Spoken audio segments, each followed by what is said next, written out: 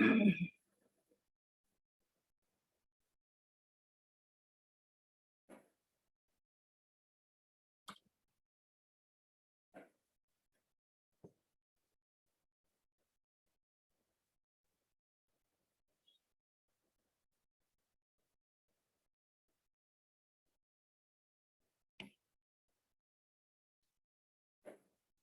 Minna, hey Savio, hey Anu, Nisha Gupta, good evening.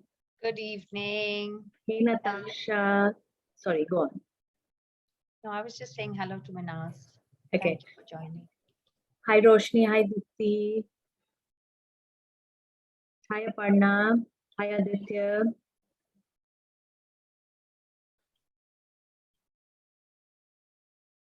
Hi Manjula, Shriyanja, Faiza.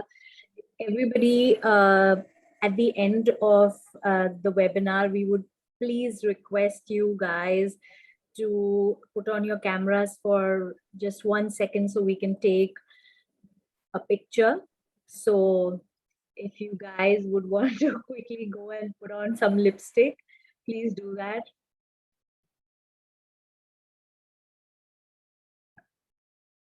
Hi Ritu. Hi Mona.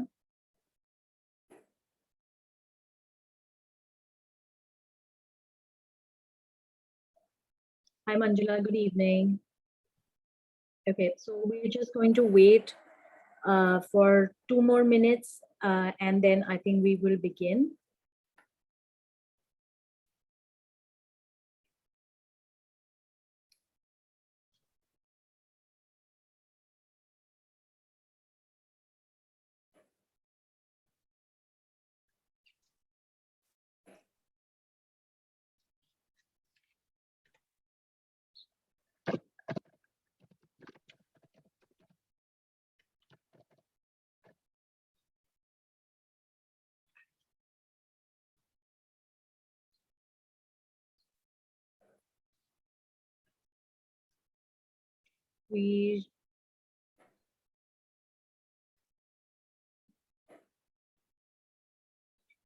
Nisha, should we start? It's 5:05.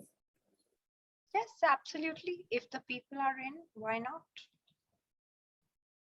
Okay, maybe just 2 more minutes because we've sent reminders and thankfully everybody is here. So just a couple of people we're waiting for.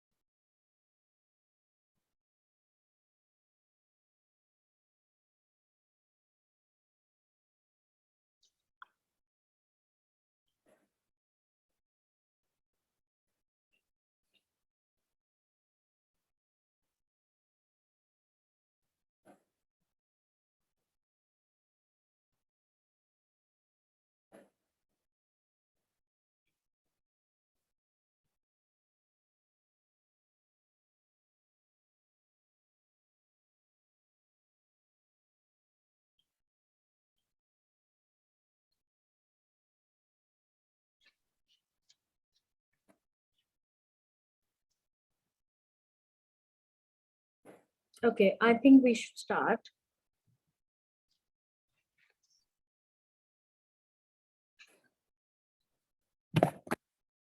Good evening, everybody. Welcome to the Paradigm Shift. Today, we're having this webinar for Enhance Your Etiquette by Nisha Gupta. Just before I introduce her, I want to just quickly take you through about what the Paradigm Shift is all about. Tasha, can we have the slides, please? Our mission is to get you connected to the right people, to the right stories, to inspire us all to promote a better you. Our services, if you browse through our social media platforms, you will see that there is so much goodness, there's so much kindness, there's so much generosity and compassion out there. We bring you some of these inspirational stories of these very incredible superhumans, and who do what they necessarily don't have to do. So in short, our services are to provide consultations, to promote social institutions, to aggregate inspiring stories, and to curate event and webinars. Our consultations, if you've gone to our website, we've carefully curated a group of mentors that are on our website for personal consultations.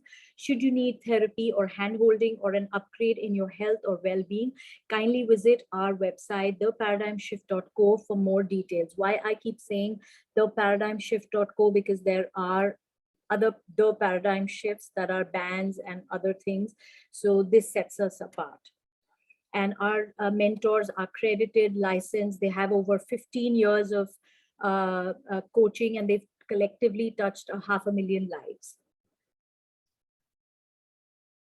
Let's give back together.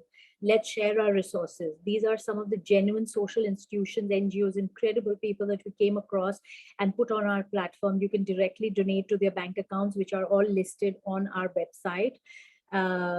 If you go to our website, we have this share now, let's give back together, so you can have a look at that. And now to introduce the mentor for the evening, Nisha Gupta. She is an independent image and etiquette consultant. She has a career spanning over 20 years with experience in varied industries like hospitality, advertising, public relations, art, image, and etiquette consulting. She's trained with UK's leading image consultant, Carol Spencer, of the style direction celebrity makeup artist Arian Poole, and the leading etiquette experts of the English manner in global etiquette.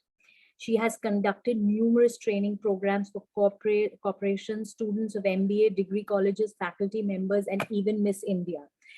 And we are so honored to have Nisha Gupta as a mentor on our website for personal consults, and today for this webinar. So Nisha, you can please start this thing, and I hand over the mic to you. All right. Good evening, everybody. Thank you very much, Deepshika. It is an honor and a pleasure to be here with you today and to be associated with all the wonderful work that the Paradigm Shift is doing. So our today's session is on enhancing our etiquette. And what better way but basically to start by saying that good manners are priceless, classless, and absolutely ageless.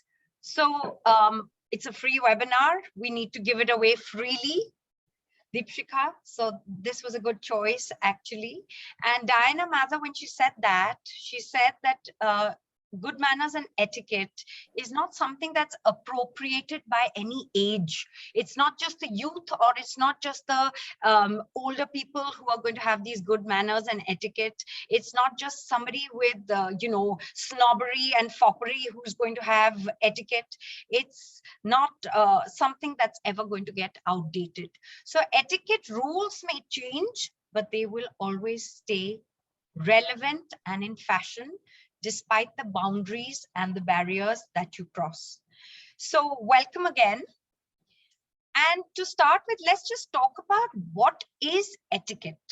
A lot of times I hear people mispronounce this word, and it is not etiquette and it is not etiquettes, it is etiquette. Very clipped. It comes from the French. It's a French word actually, which translated means a ticket.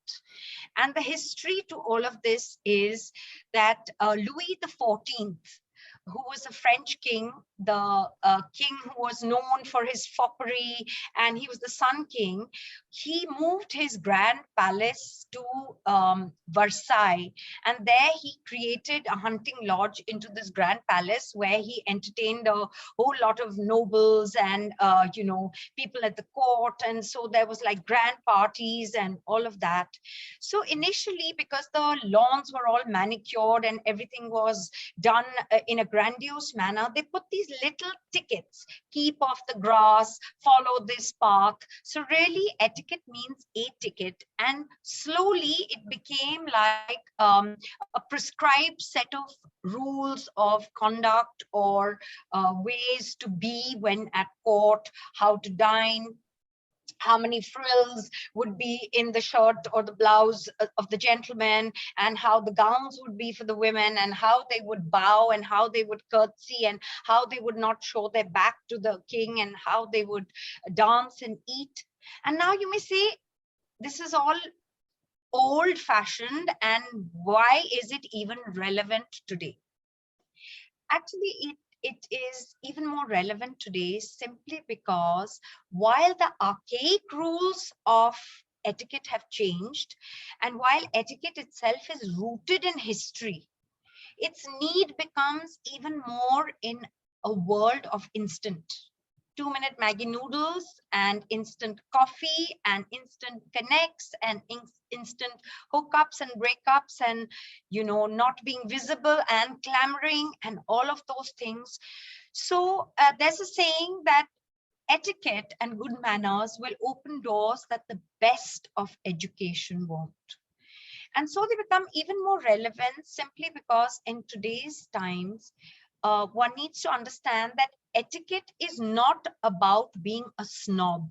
It is about respect, deference, sensitivity, compassion, politeness towards others, towards making others feel at ease in your presence, towards others wanting to be in your company. So as Emily Post, who is the doyen of etiquette from the US, said that people think that etiquette is all about which fork to use, and really what clothes to wear, and what are the manner, but that is really secondary. The primary thing is that etiquette is based on deference, respect, ethics, emotional intelligence, and also a kind of a moral conduct with which one conducts life. So it's really a science of living. And yes, beyond that, all the other things come into play, because you must have seen our post on the paradigm shift, and I quote, as Judith Martin says, etiquette is all human social behavior. If you're a hermit on a mountain, you don't need to worry about etiquette. If somebody comes up the mountain, then you've got a problem. It matters because we want to live in a reasonably harmonious community. So it's all about living together in a respectful, joyful kind of ambience. So we've always grown up with basic manners, and it's nothing to do with acquiring Western culture or Western kind of ways, because तमीज तहजीब तो पहले से हमें और हमारे संस्कारों में होती है, सिखाई जाती है. So the point was that when we talk about etiquette, in the past, it was the colonizing nations. When they colonized the countries, we then were given the Western rules of etiquette that we followed. But now, with the entire paradigm shift, with the entire playing ground having shifted, with the world order changing and continuously being dynamic, what's happened is that there is inclusivity. People have now started understanding cross-cultural sensitivity, adopting culture, whether it is from India or I can see my friend Minaz Khera, who's attending very kindly. She's a great fan of K-pop and you know, a lot of Korean stuff. So the Koreans have the world order when it changed, and the Koreans have now suddenly taken over, whether in beauty or recently there is a particular OTT platform series going, or beauty. They also have a wonderful word called nunchi. Nunchi basically means I measure. And it is something that the children are taught from the time they are little. The art of nunchi. Do you have quick nunchi or do you have slow nunchi? And what does this nunchi mean? It really means that you are a scanner and observant of everything that is happening around you in such quick measure that you can gauge someone's posture, gesture, facial expression, tone of voice, the dynamics of what's going on. You know, say you're in a room and you actually walk into a room, and it's a room filled with many people, and there you see that there is like an elderly lady in the center, and everybody is around her, and she's witty and she's like cracking jokes. How would you react? Would you come in with wiser cracks to outsmart her? Would you hold on because you don't know anybody? Would you wait for a pause and a lull to introduce yourself? That is the art of nunchi. Because if you tried to outpace her and she happened to be your to-be boss, you've had it. You were just trying to outsmart your boss. If you went with the flow, okay, you're kind of managing. And if you waited for that pause and then entered introducing yourself, wow, you're almost there. So there are these little dynamics that happen all the time. And there's a little story I want to tell you, and it's a story of the Buddha actually, who was, the Buddha was meditating by the river when somebody came once and was very nasty and abusive to him.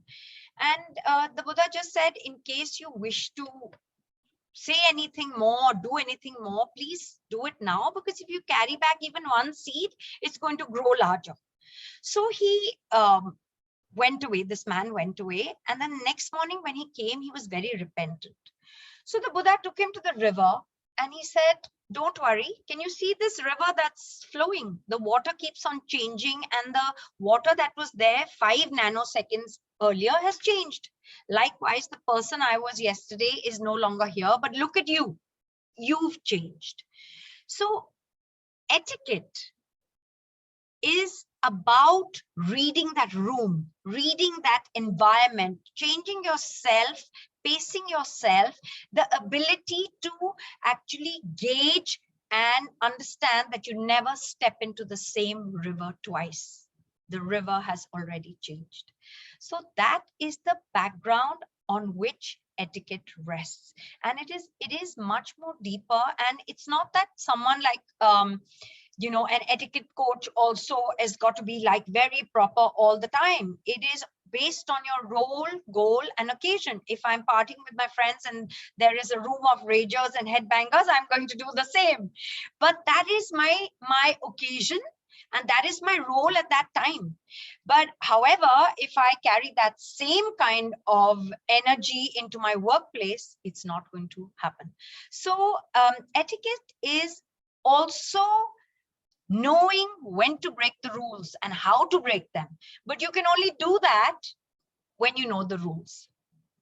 And etiquette and diplomacy are, as Churchill said, telling a person to go to hell in such a manner that they actually look forward to going to hell. So let me ask you a few questions. Today's webinar, I thought we're not going to make it academic by putting on a PPT and showing you anything, but I have a lot of questions here and some little quizzes, and I would love to take questions at the end. So if things emanate now as we talk, Please do park your questions. Please put them in the chat box, and the moderator, Deepshika, will ask them later. And please feel free, if you have ever had any kind of conundrums, whether social or professional, feel free to ask. So have you ever been plagued by questions like this? Is it appropriate to keep a double-breasted jacket open? True or false? If you wish to answer that now, you can, else I shall answer it for you later.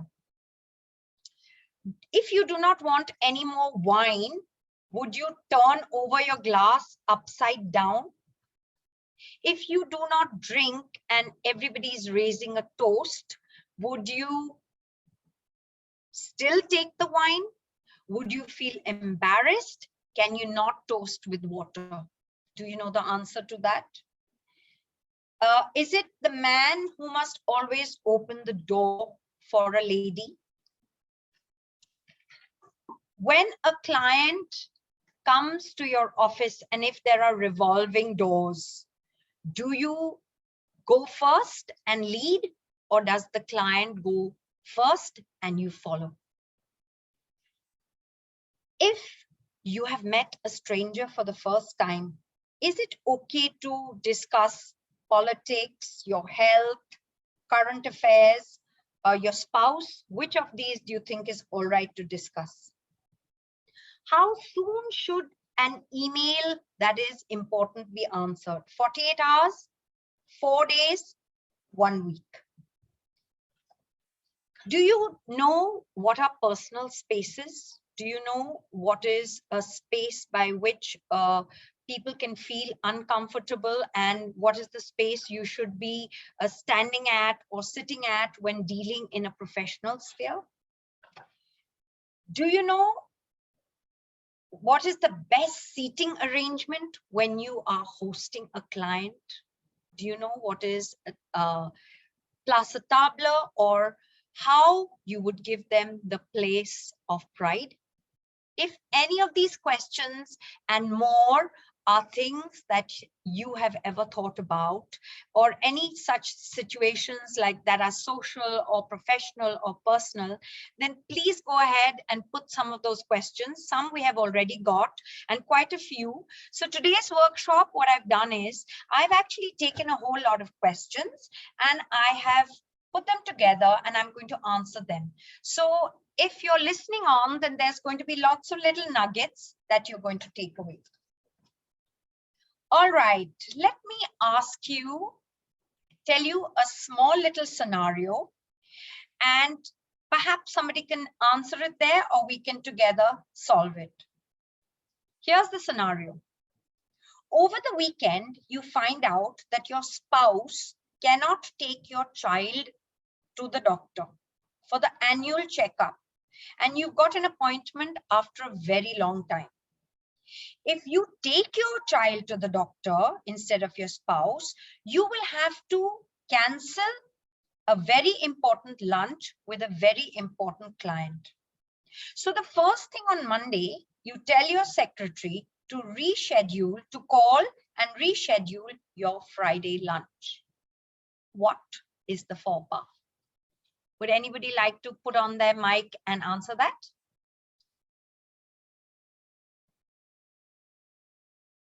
Anybody at all? Remember, the rules of etiquette are not engraved in stone, and it's a learned process. It's not nature, but it's nurture, and we're all learning together. And till the end of the journey, we're all learners. So it's absolutely okay if you didn't get it right. Would someone like to answer that? Can I try? Yes, please try. Would the right thing to have, should you have called the client yourself instead of going through the secretary? Absolutely right. So is that Natasha who was answering me just now? Yes, Natasha, you got it absolutely right. It is not incorrect to reschedule it, except that instead of telling your secretary to have called, it is absolutely right that you should call the client yourself and reschedule. Perfect. Let's have another one coming up. All right. Dinner is at hand. Tom Bing is invited to dinner at a business colleague's home in Saudi Arabia. He is told to arrive at 6 p.m., but Tom is so eager to make a good impression that he arrives at 5:50 p.m. This is an unusual meal for Tom, who's a Westerner. There are no individual plates, and all of them eat from the center dish. Though left-handed, Tom refuses the offer of a spoon and uses his right hand as the meal begins with dates and a plate of bitters. Tom asks for a glass of wine. After the meal, incense is offered. Tom waves it, passes it to the other, and soon after leaves. Where's the faux pas? Anyone would like to take that?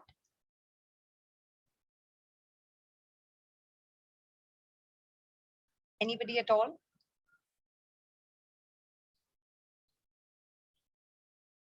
Okay, so I'm going to tell you that the faux pas here is that Tom has asked for a glass of wine in Saudi Arabia, where his client or his whoever he's going to meet is obviously not going to drink according to their religious prohibition.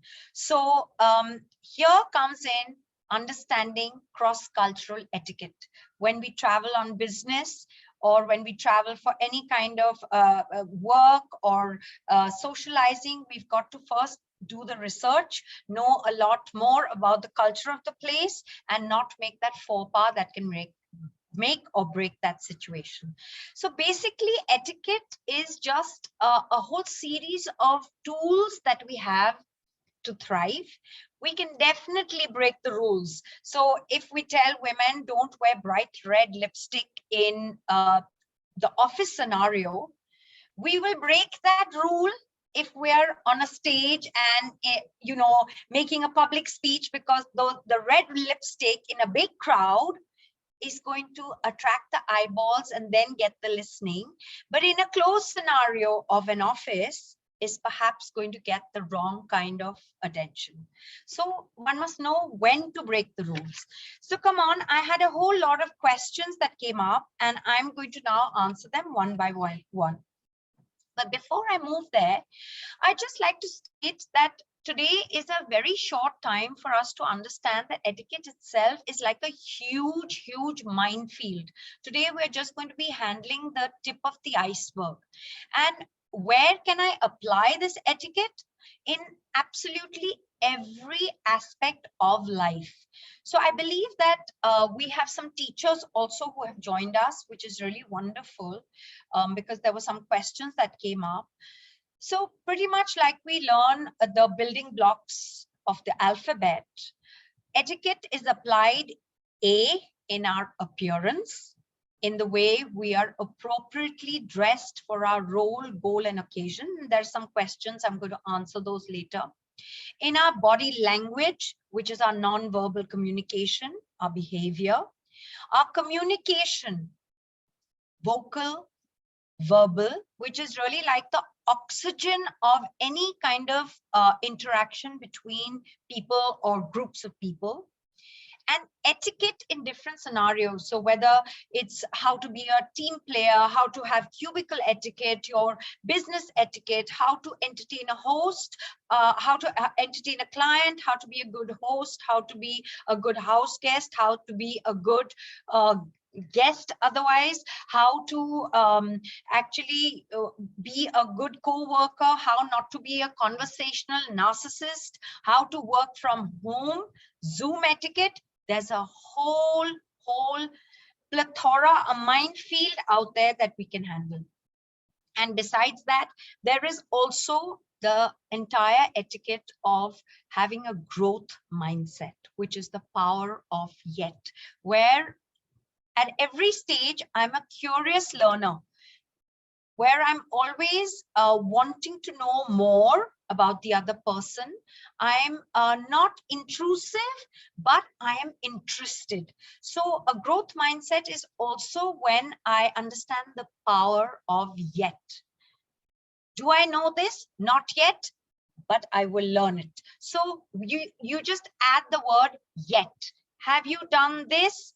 Not yet. So I'm in the process. So really etiquette is also like that. The whole process and the journey of creating this new person that emanates from a series of new experiences, and with every new experience there is casting of the old and bringing on a new. So it's a learned process. It is nurture, not nature. Okay, so let's start with some of the questions that some of you sent in. Why are people judged on their appearance and not on their merit? Very important question. I'm so sorry, but that's the truth. Biases exist. When we see a stranger and when we meet someone for the first time, whether it's in an interview or socially, we see with our eyes and immediately the message goes to the brain, whether there is a trust factor, whether this person looks similar, whether this person looks someone I want to spend time with. And once we've made that first impression about that person, then we decide to give him or her more time of day. It kind of extrapolates into other areas. So for teachers who are attending this, how often have students who haven't worn their uniform correctly, or their shirt is not tucked well, or the tie is kind of rolled down, been reprimanded or pulled up, or the teachers have thought, oh, this is a naughty boy or a naughty girl or not good. This man must be lax and not done the homework, simply because what you see is what you believe and perceive about the person, and then you extrapolate it onto other areas. So it is very, very important that not only should you have the merit, the knowledge of what you know, but also you should have done your research. So if you're going to say an interview, or you're going to an event, a social event, get to know what sort of event is it. Is it a black tie event, and so you don't land up in your jeans? Is it an interview, and what sort of industry are you going to apply for? If it's a serious industry, say like finance or law, you know that you are required to have a gravitas, to have a decorum that shows seriousness. Whereas if you were going for an interview to a media house and you're a creative person, you have that much more leeway. So not only should you know your entire academic accolade should be together, but you should look like you know. And also there's another saying, when we should not just dress for the job that we want, but we should dress like we already have the job. So very important, and this is known as the halo or horn effect. The minute there is trust built, or a dependability factor that's built, it kind of percolates into other areas, and so you cast a shining image in the other areas. But if that first impression has been prickly or not so right, it will cast what is known as a horn effect, and then you're going to have to work harder to put that right. So it is really, really important that your appearance be correct for the role, goal, and occasion. Okay. I'm always underconfident when I go to events, especially social events, because I don't know what to wear. I'm sure, and I know that this was a lady who asked the question, simply because all women across the board, if they open their cupboards, they're going to have clothes tumbling out. They'll have what are known as wardrobe orphans, bin body ke kapde, and they will still never have enough clothes to wear. So a quick little tip is to remember the W questions. So what are these W questions? Where am I going? Who am I meeting? Why am I going there? What do I want to achieve from this meeting? Who are the people that I am going to be interacting with, and what is it that they want and expect from me? What time of the day is it, the hours, and the weather? So if I have these W questions in the back of my head, I'm not going to open my wardrobe and take out the first thing that is in my hand just because it looks ironed and there aren't stains and perhaps a button doesn't need mending. But I know that for the particular occasion where I'm going, it is the relevant fit. So if you always ask yourself these W questions, then you'll always know how to be ready for the occasion. Okay. A friend of mine commented on my weight loss loudly in a gathering and how my dressing style has changed.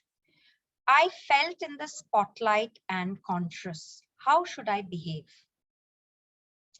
This is a very human habit, and especially a habit not only, should I say, pertaining to women, but yes, to women a lot.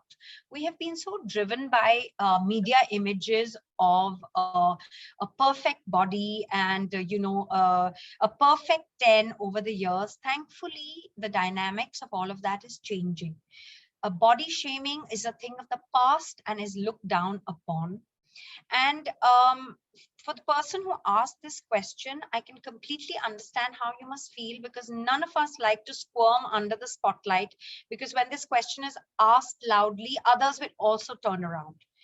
The thing to do is try to take the positive out of it and feel that, okay, this person is genuinely complimenting me. If I have worked hard towards it, if I have actually, it was like a informed and a by design decision, then let me take it as a compliment. However, to the person or the people who comment on physical appearance, I would put out this message that it is very gauche. It is incorrect to talk about somebody's physical appearance in a public place. If it is really your best friend, and if it is meant in really good taste, then that's wonderful. But otherwise, if there is any kind of a talk on physical appearance, keep it to a moment where you're one-on-one, so that you do not bring the spotlight on that person and they do not feel uncomfortable. Especially if it is a stranger, there is a concept of small talk. Small talk is the little talk that we make before we get to know a person. And in these, the topics that are completely taboo and we should never talk about is physical appearance, your weight, your health. Now, for all you know, a person might be unwell and they may have lost weight for other reasons. So putting the spotlight on them and embarrassing them is really poor etiquette. And these are one of the etiquette faux pas that we make. So to the person, if it was a compliment, you felt good about it, take it, preen, and let it be. If you did not feel well and that good about it, and it was a friend who did this, you can aside tell them. And to people who comment like this, try to refrain from making personal comments. Okay, here was a question. Is it okay to wear jeans to office because I'm usually in the back office? So the answer to that is, it depends on the culture of your organization. If it is an organization where it's not a client facing organization, where your role isn't, where you need to be the face of the organization, if the culture of the organization is casual, please go ahead. But do remember one thing, that clothes first affect our own psyche and our own brain before they have an impact on someone else. So pretty much like pajamas, jeans have a mood and a message of being very casual.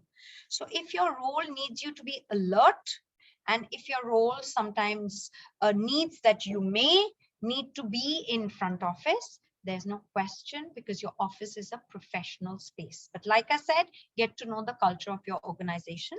I'll just take a moment here to explain something to everybody. Semiotics is the science of signs. And each and every garment that we wear has a line, shape, color, texture, pattern, and has cues that gives a mood and a message to the observer. Whether they are laid back, whether they're dependable, whether they're authoritative, whether they're fashionable, whether they are someone who is a decision maker, whether they are just agreeable and casual. So it depends on what is the mood and the message that you want to convey. So everybody doesn't have time in today's scenario to gauge someone and give enough time, especially in things like interviews or right in the beginning. So if you're expecting to open doors, be appropriately dressed for that occasion. Also, if you're wearing jeans to office, if that's your culture, remember this is still your office. So definitely no distressed jeans, no ripped jeans, none of those, so that you do not look distracting to the other employees. The role or the time in which you're in the office, you are meant to be performing intellectually your tasks, whatever it is, not be distracted. So I hope I've answered that question for whoever asked it. I don't wear Western clothes, only Indian clothes. Is that okay for office? Absolutely. Absolutely all right. There is no such hard and fast rule. Like I said earlier, there was this whole thing of corporate attire, but there is a style scale. And for that, Dipshika is the right person. We can align entire workshop at the paradigm shift, which is on appropriate dressing and the style ladder for corporate wear, business wear. But it's absolutely all right to wear Indian wear as long as, ladies, especially for us, the fabrics are not transparent, too pliable, that comes across more as social. If you do not have a collar in your kurta, then definitely you will need a dupatta, because remember, you have to be at par with the rest of the employees. Another thing that's a big no-no are those leggings and jeggings, which women are wearing these days with these little tunics. That's a big no-no. So if you have to wear Indian, make sure you have it tailored so that it is appropriate for office wear.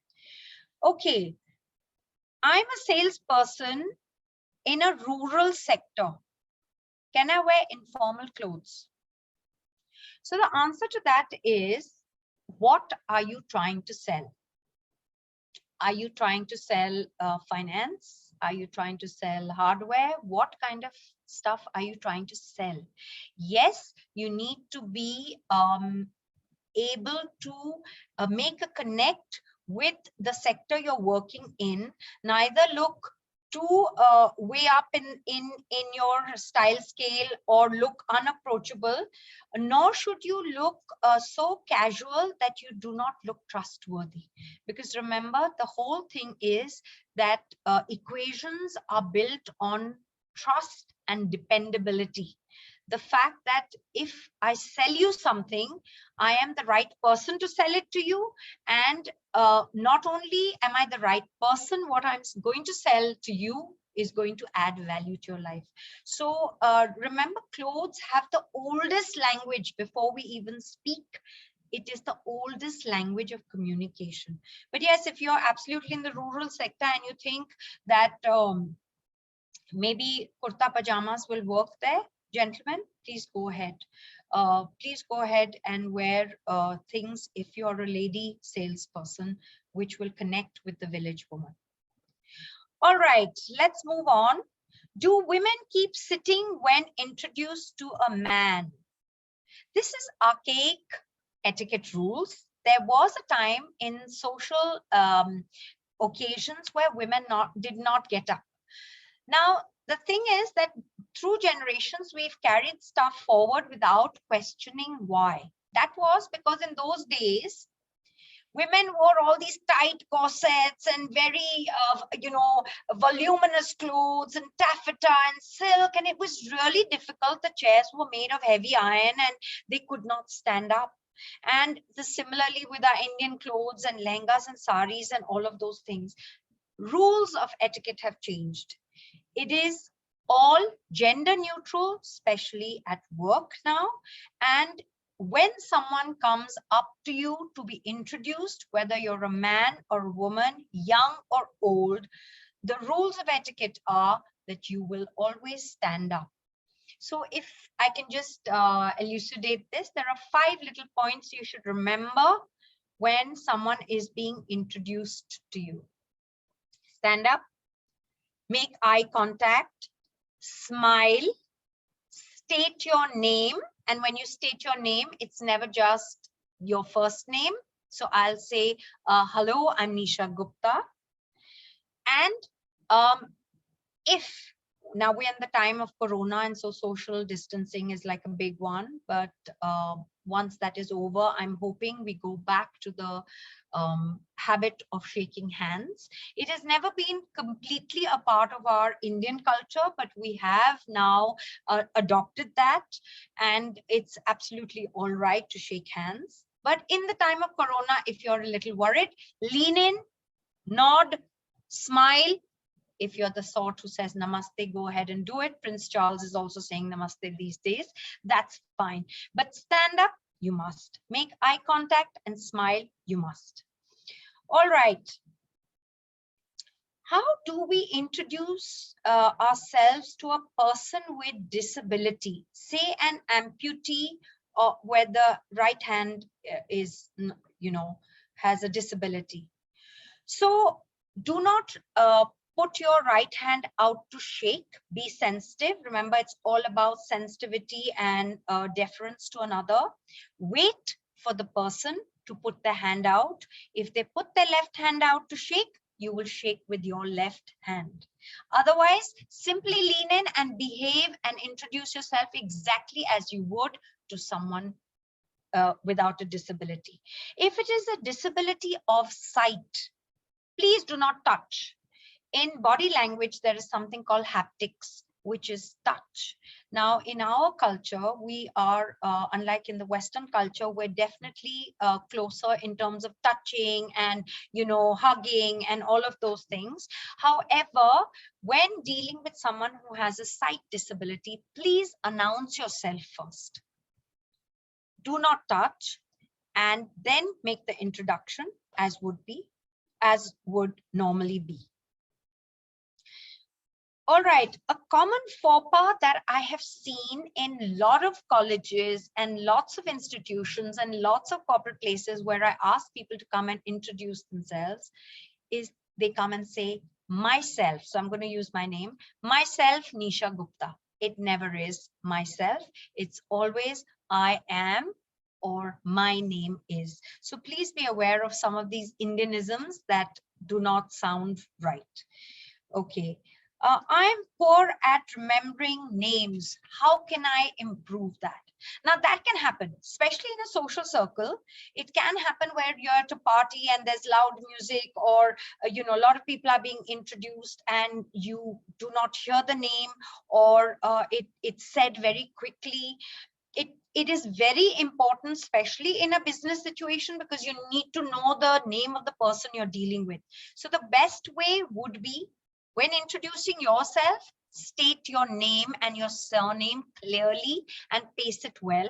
When a person introduces themselves, repeat their name. So if Dipshika and I were to introduce ourselves to each other and she said, I'm Dipshika Mehra, then I would say Dipshika Mehra, and she would say, that's right. Or if I don't just say Dipshika Mehra, somewhere in the sentence, I will, or some conversation soon after, I will use her name. So a good way to introduce yourself is to give a little, either a descriptive or what they call an elevator pitch, the 30-second one, or even just a line. So for example, if I was to say, hello, I'm Nisha Gupta, and I love playing music, which is why I'm here today, because I heard it's a room full of musicians.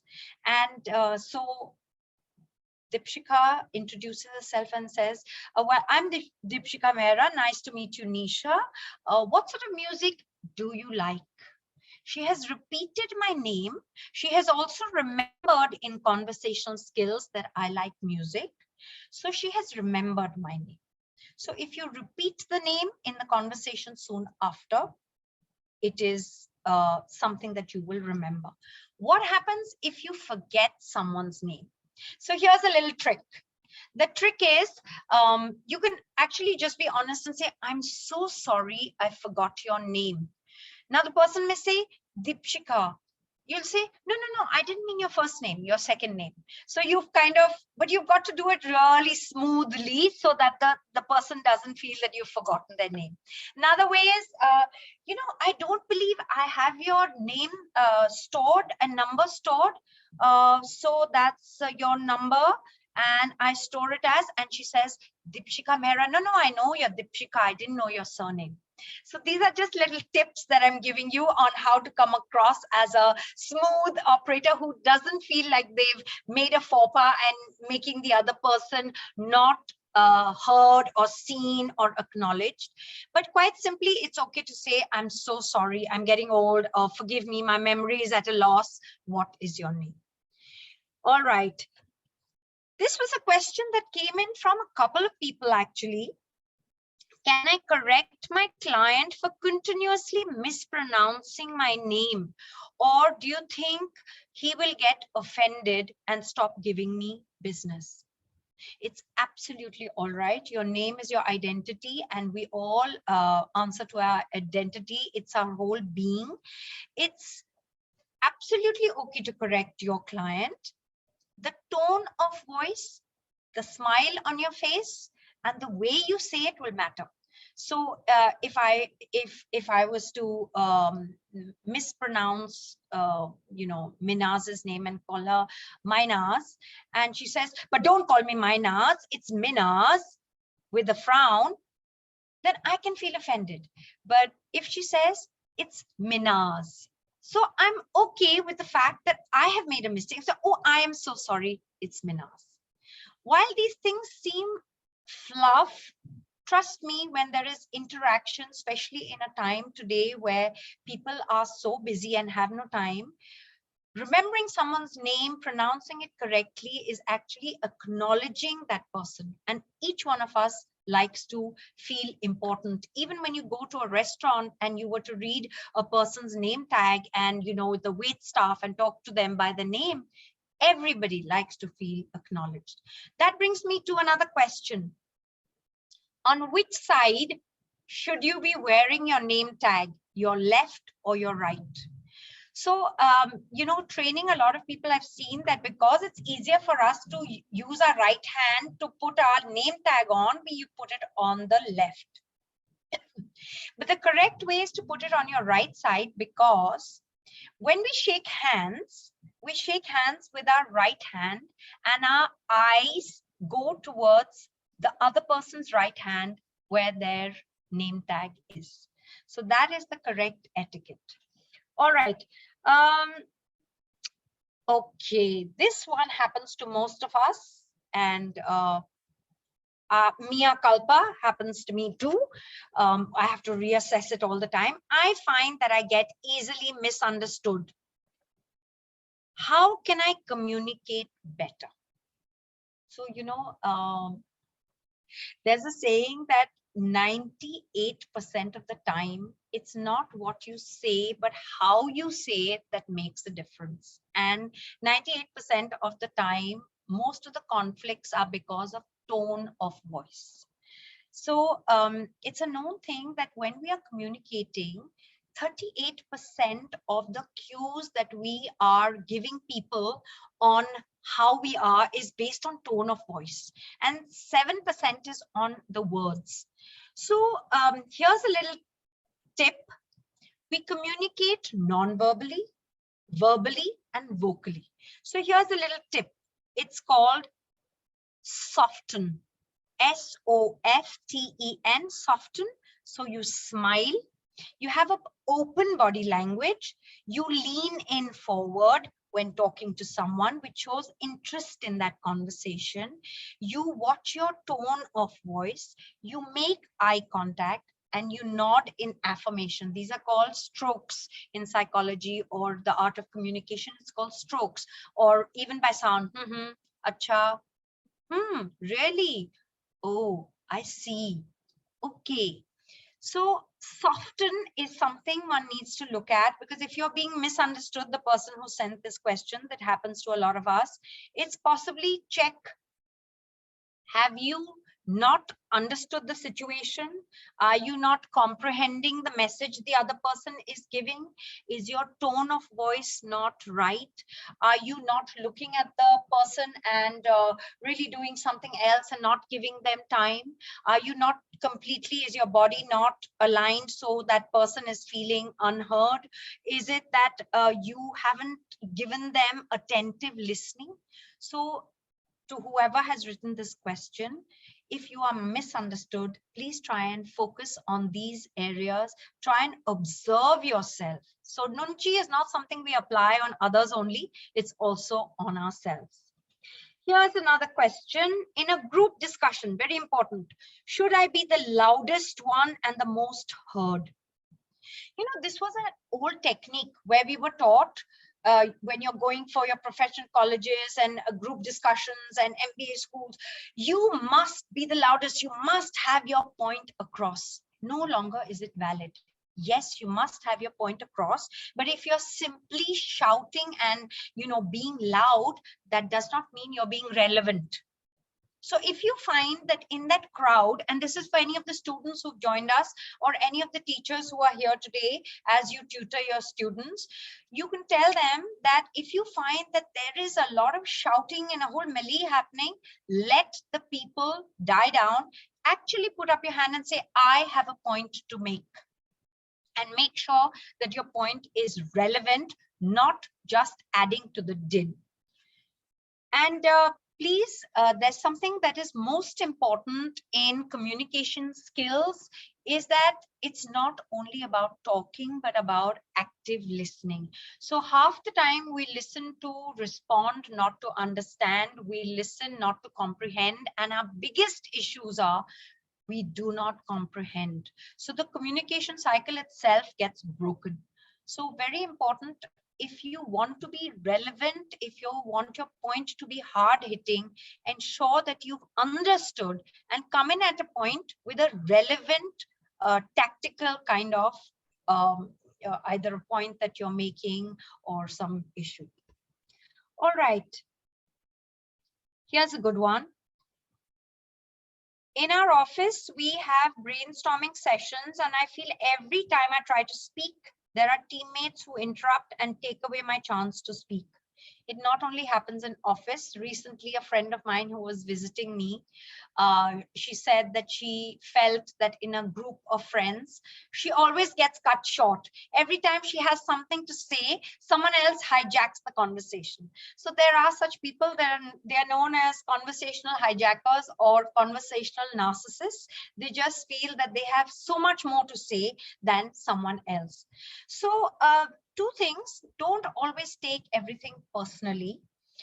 If a person is hijacking a conversation, see if this is a one-off thing. It could be that your friend or your colleague is so excited because there's some new idea to share that they just are bursting out of the seams with this new idea, in which case go with the flow. If you find that it is a person who's a repeat offender and you feel that you don't get a chance, you absolutely can interrupt the person and say, excuse me, but I'd like to add to that point, or excuse me, can we go back to that point? I have something relevant to add. And similarly, in a social situation too, if you find that someone was saying, you were saying something and someone just interjected and hijacked the conversation, you can say, but excuse me, can I finish my point, please? Again, tone of voice. But finish your conversation. Else, if you keep allowing yourself to be pushed out, you will be pushed out. Okay. At weddings, I constantly get asked, You're 30 years old. When are you getting married? I'm so sorry, but this is a very Indian habit. We are by nature a very intrusive community. And like I said, in small talk, you are never supposed to ask personal questions like your health, your sexuality, your sexual relationships, your marital status, your cost, your earnings. These are taboo topics. It is not putting you in a spot. It's actually making the other person who's asking these questions as gauche. So whatever you want to answer in the most witty and funny manner, and you please go ahead and answer, because it is that person who's being intrusive who should not be asking these questions at all. Okay, I was corrected by my friend for eating rice with a teaspoon, but that's what we eat at home. So that's the thing. What's happened is that in our Indian culture, we of course eat a lot with our hands, and it's all right. Like I said, we've adopted Western culture, and in that, a lot of the times in our table setting in our own homes, we do not place what are the relevant, say the fork or the table spoon, because we're rice eaters. We have teaspoons. So all I can say is it isn't the correct thing to do, but if at home you wish to do that, go ahead and do it.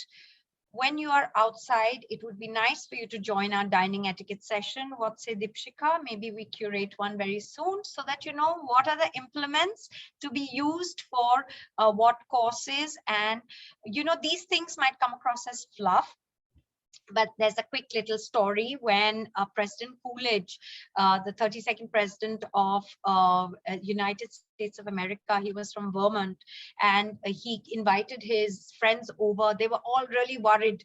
They were like, oh my God, but we don't know how to eat in that very posh way. So they decided, let's follow the president. And so they did everything till it came to coffee time. And when it came to coffee time, they were all heaving a sigh of relief. Now they were like all happy, everything was done. And when the coffee came, the president poured the milk into a saucer. They all poured the milk into the saucer. And then he went, kitty, kitty, kitty, kitty. And they were all shamefaced. So the moral of the story is that it's not necessary to know things, but it would be nice to know these things in case you are placed in a situation and then you find it difficult to learn. All right. So please do join our courses for that. When I'm entertaining my client, who will pay the bill? My client, because he or she has hired me and my company. I will pay the bill, or we'll go Dutch. Simple rule. Whoever invites, whether it's for a business lunch or a social, whoever invites is the one who's going to pay the bill. Of course, if it's friends and you're going Dutch, that's a completely different equation. But even if it's for a client, whoever has invited will pay the bill. When a client comes for a business lunch or a business dinner, is there a protocol of seating them? Very important. This is called place table, where the pride of place is given to your client. So it'll depend on whether it's lunch, whether and what is the venue, or dinner, whether the venue is outside, in which case you will give the best view that's looking either out into the garden or into the restaurant, not facing a wall, also head of table to the client. If it's at dinner time, there's a whole host of do's and don'ts if you've got a sit-down dinner. But in India, a lot of the times we don't have that. Again, nice to know. Join our dining etiquette session for that. Dipshika, all these questions that came in show that you need to curate one of these. All right. At a buffet, when I want to go for a second helping, do I take my plate to the buffet counter? Depends. If it is a buffet at a restaurant, you will definitely leave your main plate that you ate the first helping in at the table itself. The wait staff will clear it. However, it's at a wedding and they count by the plates. Please do not let your host have to pay more because you want more and more plates. So at that stage, please take your own plate. All right. My friend saw me spraying perfume on my clothes and told me I was doing the wrong thing. What is the correct way to apply perfume? Yes, I'm afraid whoever wrote in the question, your friend is right. Perfume is not either sprayed or applied to the clothes ever. It's always on the pulse points, behind the ears, here, wherever there is pulse points. Some people also apply it behind the knees. So anywhere where you may have a pulse point and you may perspire, it also enhances the fragrance. Also, when you apply perfume, you do not rub it because it breaks down the molecules. So you don't apply anything over your clothes. So your friend was right. If I have food stuck between my teeth, can I have a toothpick to remove it? We see everybody doing this. Call for a toothpick and start doing this at the table. So the nice way to do it is if you were to take a sip of water and without making a to-do, it can go in with the water, or simply with your tongue, if you can take it out. If nothing else, please take the toothpick to the washroom. You don't want to be digging holes and drawing blood while the rest of us are watching. So please don't do any of those things. Okay. I am a frequent flyer, and now after my vaccines, I will be traveling again. Are there any rules for traveling? Oh, there's lots of rules for air travel, which I'm not going to get into the hygiene aspect, because that the airline crew will tell you. You know all the things that you need to do, even if you're vaccinated. But what I am going to touch upon is how to be a good flyer, and that is, first of all, you're packing so that you're not lugging huge cabin bags, which someone needs to extraordinarily have to be a Superman to help you to put up in the cabin. Please do not be listening and watching videos without your earphones. Please do not carry any smelly food. Do not wear overpowering fragrance that may give people who have allergic conditions and sinus any kind of sneezing attacks when they sit next to you. A lot of long distance travelers sometimes pack food from the airport to eat because they don't find the airline food good. Please make sure there's no garlic, onions, and smelly food that you carry with you. Do not become unnecessarily chatty with your neighbor if they do not wish to chat to you.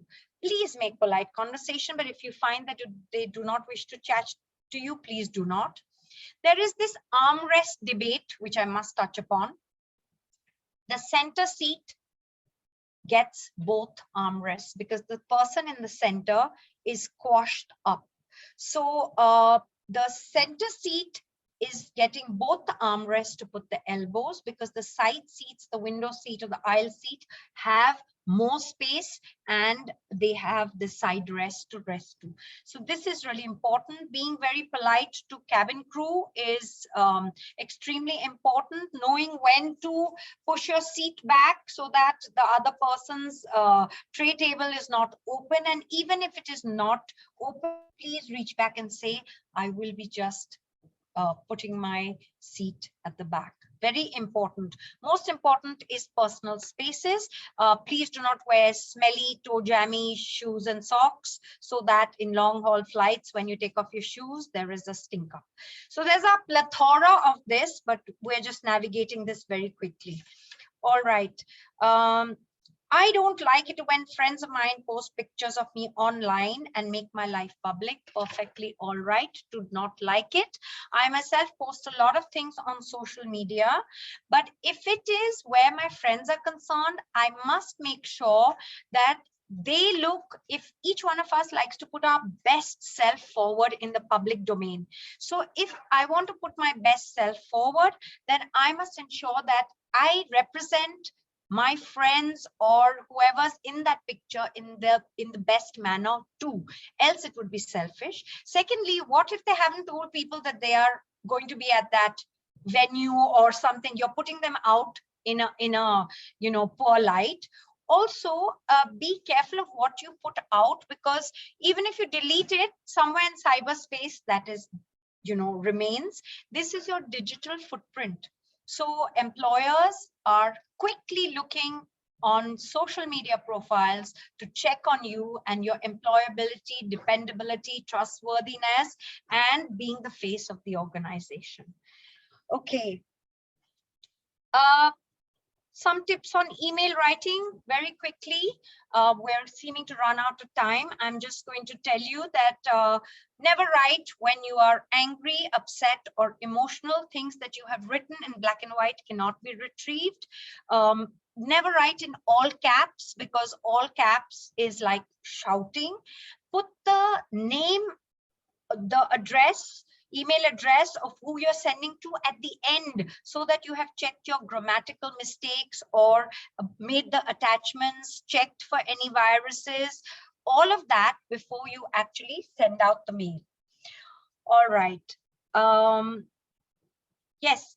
And remember that when you put a BCC, the blank carbon copy is when you do not want many people's email address to be visible to everybody. I am so sorry. Please excuse me for half a minute.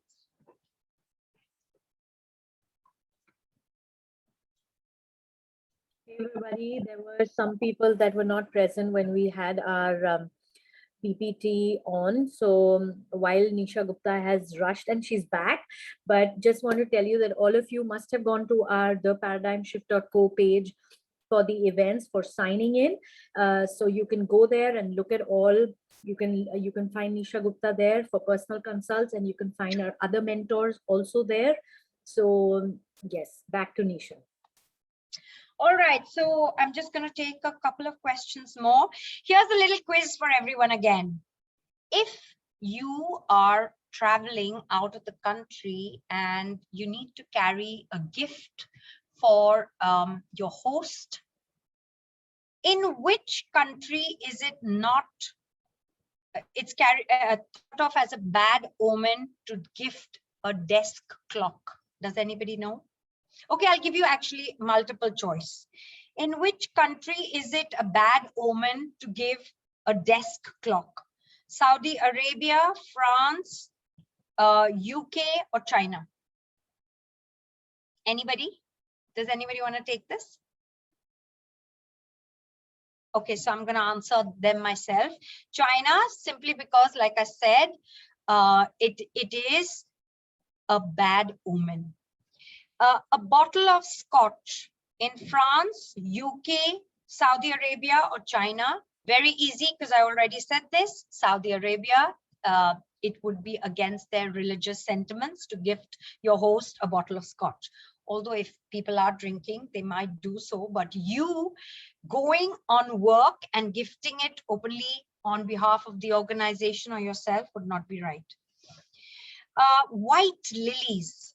So that would be UK, because it is white lilies are really only brought to a funeral. And finally, any kind of item with a large logo, that would be France, because it is seen as very gauche and having very poor taste and etiquette to have a huge big logo when having a gift. Okay, let's have one final question before we have another case study. So with working from home, the boundaries are getting diffused. Do I have to make an effort to dress or behave as if in office? Absolutely. The hybrid model, whoever asked this question, relevant question, I get asked this question all the time. And working from home and this hybrid model is here to stay. When you roll out of the bed and in front of the screen, as most people are doing, the mood and message to your brain is never one of alacrity, alertness, or professionalism. And there may be many a time that you have meetings and you're not appropriately dressed and you have to turn the camera on. And then what happens? You're going to run helter-skelter or cut a sorry figure. Obviously, there's a whole lot of decorum, so I apologize. What I did just now was that my dog was sleeping in the same room as me, but I guess she was fretting because it was cold. So thankfully she didn't bark, else I would have fallen into the trap of poor etiquette, having a webinar and having a dog bark here. So make sure that it's obviously a quiet place. Now today, Nunchi also says I cannot be somewhere where I can have maybe a pretty background, because I have to understand that it's a Sunday and people are home. So I've got to be in a place which is my little corner, but I have to ensure that there's no movement, people and home noises. So all of these things are really important. Behave in front of the screen, working from home, the same way as you would had you actually been in office. Okay, so there are a host of other questions, but I think that we've overshot time. I do want to tell you just one other case study before I hand it over to you all. Okay.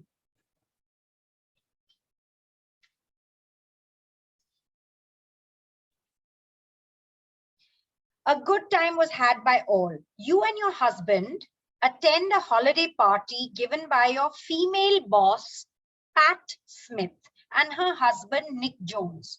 It was a lovely evening, fine food, lots of conversation, and lots of singing at the end. You were amongst the first to arrive and stay till the end. Afterwards, you thank them, and from home you send a thank you note and flowers to Mr. and Mrs. Jones, thanking them for a lovely evening. What's the faux pas? Anybody? Shouldn't we stay back and help them clear the place if you are the last person at the party? I mean, I feel that's like an Indian culture that we, if you're close to the person or if she's a boss, you can always offer to help them clear the place. A little bit of housekeeping etiquette type. So that's Ritu who's answering that, right? Yeah, that's me. First of all, thank you so much. Anybody that takes part and answers is really listening on. Thank you so much for doing that. One is that. So yes, in our Indian culture, we do extend ourselves because we do get into the personal boundary space.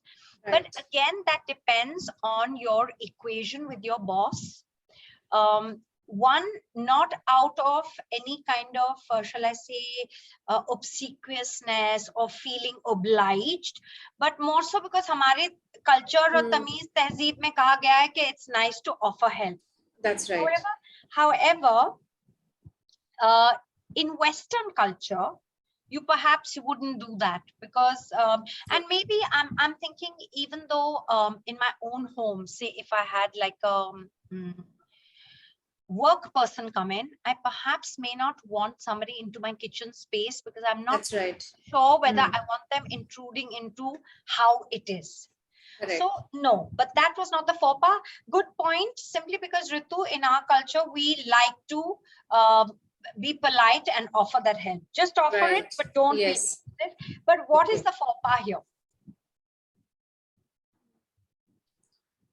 I mean, you extended your stay. You were the first to arrive, but last to leave. Okay, that is also there. So if you listen to the whole case study, it said your female boss, Pat Smith, and her husband, Nick Jones.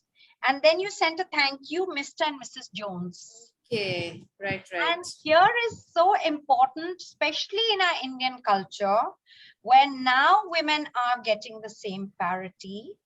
Women may not have the same name, married name, as their husbands. So let's not presume that we have to call them a Mr. and Mrs. And Mrs. Correct.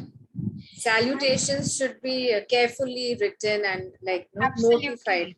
Absolutely. That's right. Brings me to the point of gender neutral language. Right.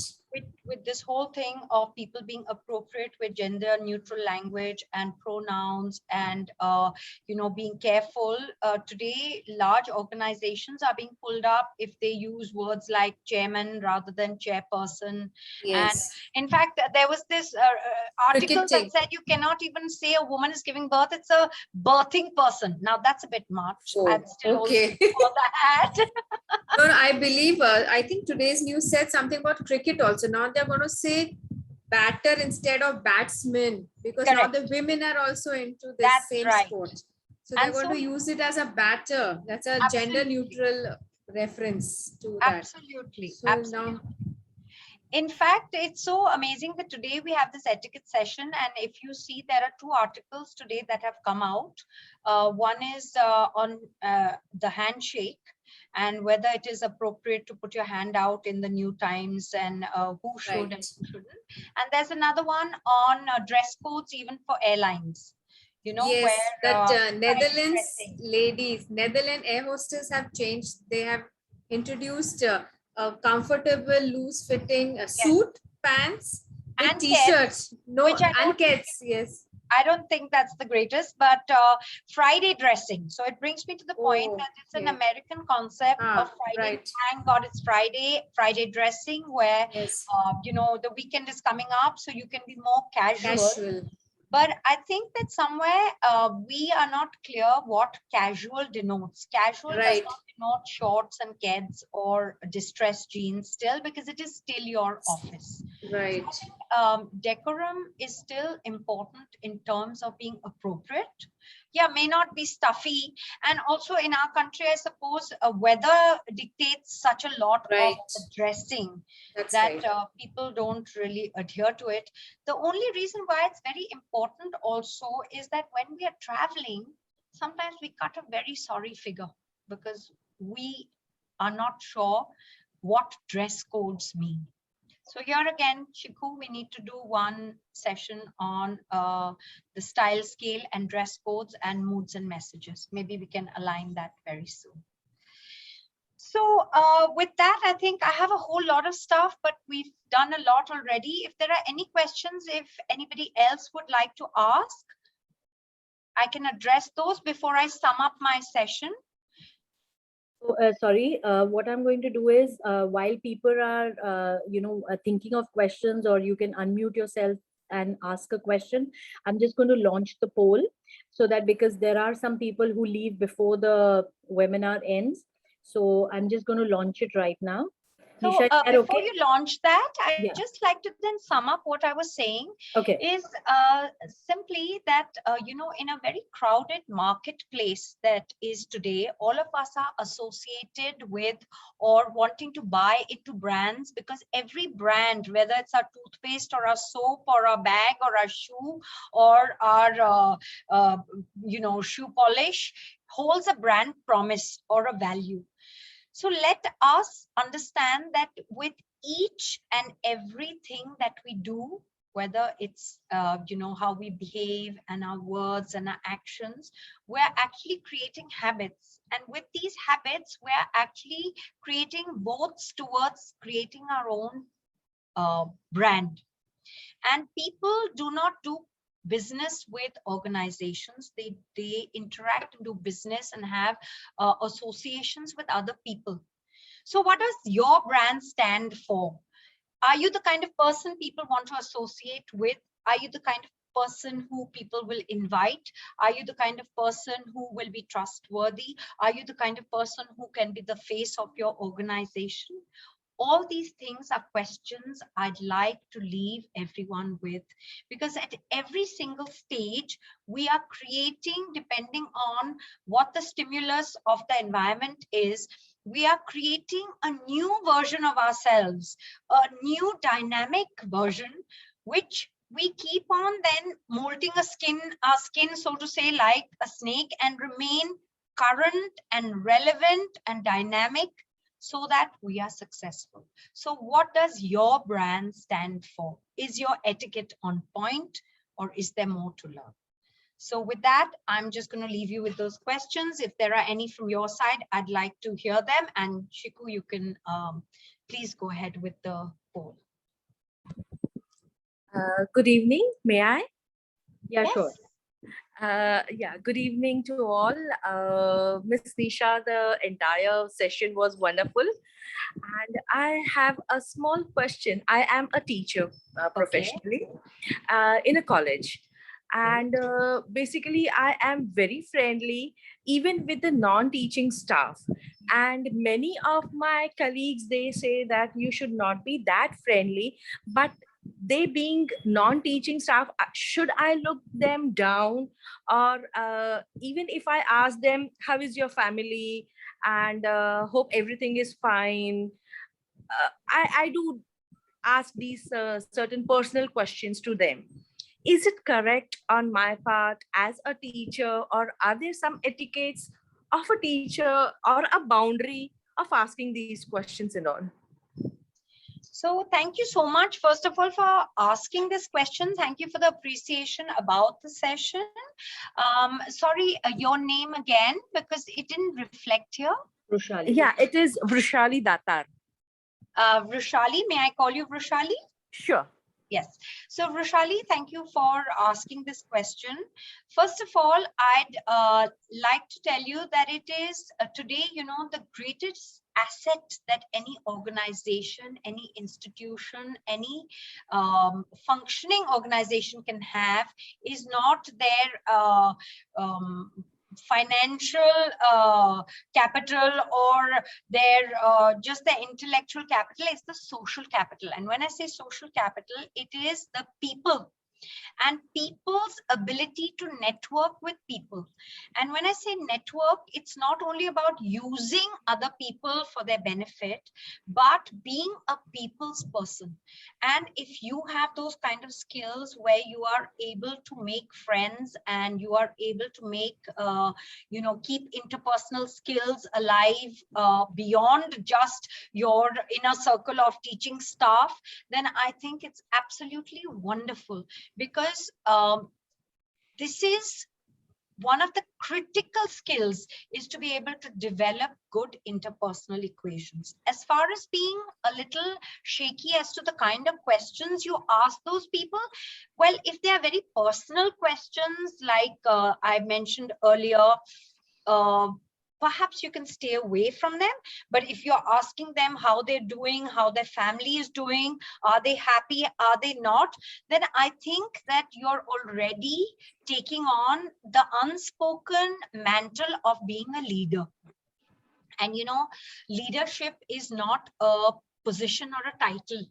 It is a quality. It is the ability for a person to want to, without being intrusive, be curious about another person's life and wanting to make connects. So please be rest assured what you're doing is absolutely fine.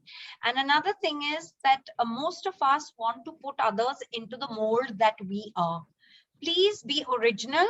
As Oscar Wilde said, be yourself. Everybody else is already taken. So it's better to be your original than be someone else's copy. What you're doing is absolutely fine, Rishad. Thank you so much. Thank you.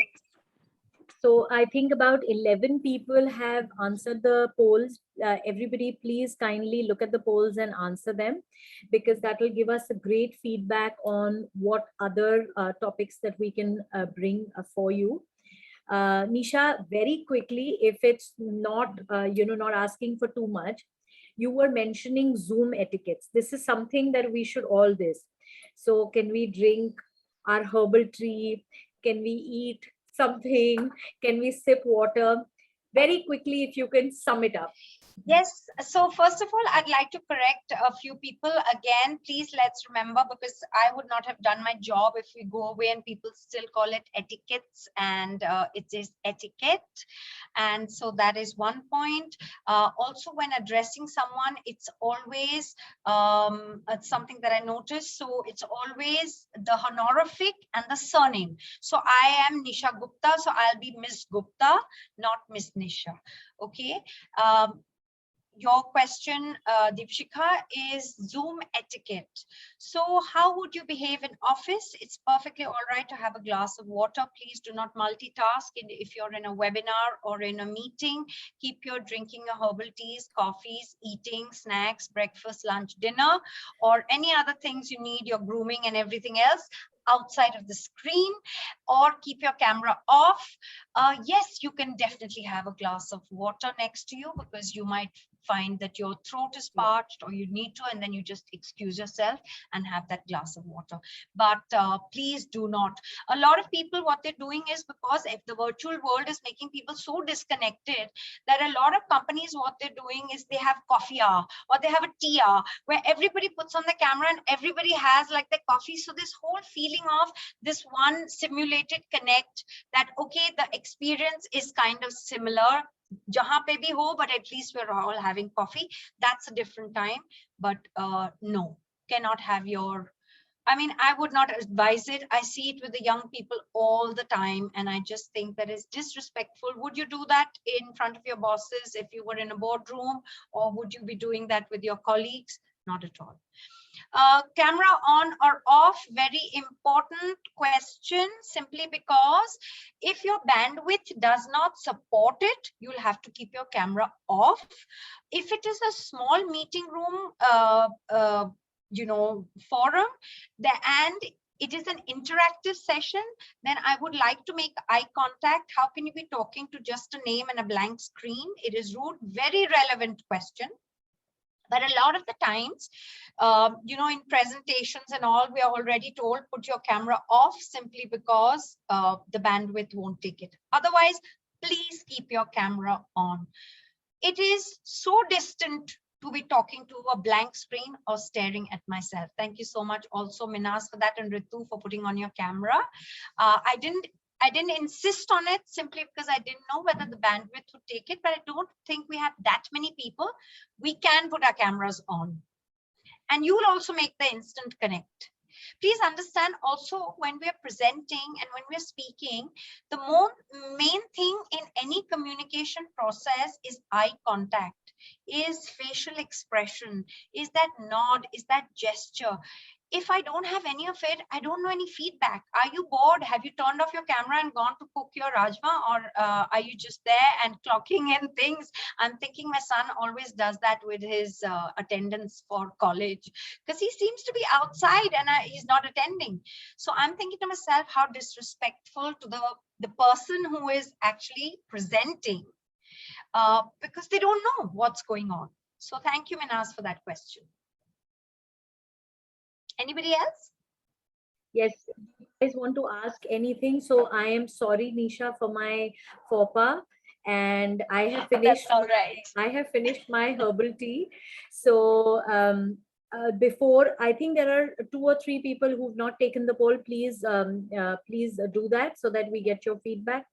So if there are questions, we'll address it. Otherwise, thank you so much, everybody, for joining in. Thank you so much, Nisha. We're absolutely honored that we have someone like you to, mentor people over the free webinars, and also are on our website for personal consults. And like you very rightly said, we have to curate more webinars where we can take more things in detail, like social etiquette, corporate etiquette, dining etiquette, and so far. And so I think we should wrap it up. Thank you, everybody, for okay, there is just thank you. Mona says thank you, Nisha, for the wonderful information. And if you guys want to see more of these webinars, would you like to put in what do you want to see more of, Nisha, or otherwise, please put that in the chat box. Nisha, do you want to finish it up? So I'll just say that good manners and etiquette will open doors that the best of education won't. With that, I'd like to just say that the honor and the pleasure has been mine. I think that truly, I believe that each and every one of us, and this is without fail, each and every one of us is just a conduit for the universal energy to pass. So I think I just did my role there, and I'm sure everyone else is doing their own role. Thank you so much for supporting me, being a part of this, and supporting the paradigm shift. Keep looking out for more, and we are very happy to bring more sessions for you. Thank you so much. Thank you so much. Thank you. And I'm just going to take a picture, even if it means blank. Yes, At least please you- put on your camera so we can take Yes. one picture. If you guys can. Hi Rushali, hi Ragini. Hi, everybody- Dipshika. How are you? Hi, Nisha. It was a great session. Hello, Ragini. Thank you so much. Thank you so much. The honor is mine and the pleasure is mine. Yeah, Okay, I'm just gonna Thank take this picture. it was very nice. I look forward to more such sessions. And Great. yes, if we had to on a camera, you should tell us before, Dipshika. We'll be presentable more. That's what Mona just wrote. That's what Mona just wrote. That we need advance notice for this. Hi Yeah. Aparna. Okay, I need another picture. And Ragini, we hope that we can come to your school in Bangalore, Sure. Nisha and I, and we can have a whole lot of sessions for your students and teachers and everybody. Sure, sure. We'll get in touch for it. Yeah. Oh, Manjula is here also. Acha, can you all just put it on for 1 second? Very quick, 1 second. We're not looking. I think at least let me take out my specs. We're so vain. Okay, I think this is good. So thank you everybody for joining in. We really appreciate the time that you've taken out, and thank you so much, Nisha. This was such a good session, so informative. And what I loved about this session is it covered everything. From airport etiquette to social to corporate to Zoom etiquette to everything. So thank you so much. you. And I feel polished already. Thank you so much. Thank you so much, everyone. Thank you for joining us. Have a very good evening. Look forward to seeing you all Ma'am. again. Yeah, Bye-bye. thank you. Thank you. Thank Bye, you so everyone. much, ma'am. Thank you Bye. so much. Thank you. Thank you. Bye. Take care. Thank Bye. you.